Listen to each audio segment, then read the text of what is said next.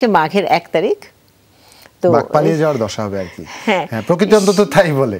শীতটা আবার যে কোনো সময় আবার হয় না জেকে বসতে পারে, তো অবশ্যই সেটার প্রস্তুতি যদি থাকে তাহলেই শীতটাকে আসলে উপভোগ করা সম্ভব।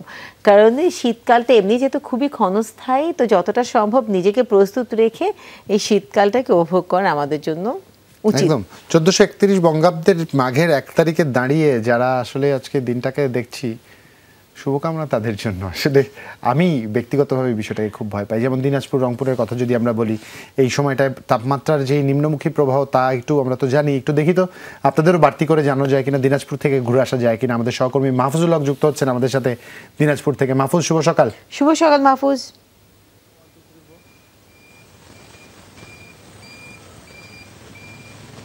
হ্যাঁ, শুভ সকাল জুবাইর রনি।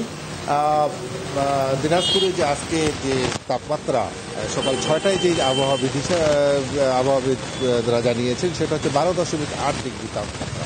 আসলে এই চূড়ান্ত তাপমাত্রাটা গ্রহণ করা হয় সাধারণত ৯টার দিকে।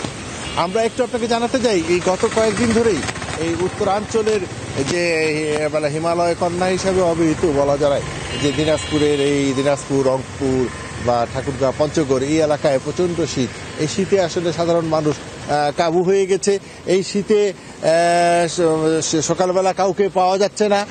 এই শীতে সকালবেলা আসলে কাজ ছাড়া কেউ বাইর হচ্ছে না। আমরা আপনাকে দেখাতে চাই, আমরা আছি দিনাজপুর শহরের একদম কেন্দ্রস্থল পাহাড়পুর এলাকায়।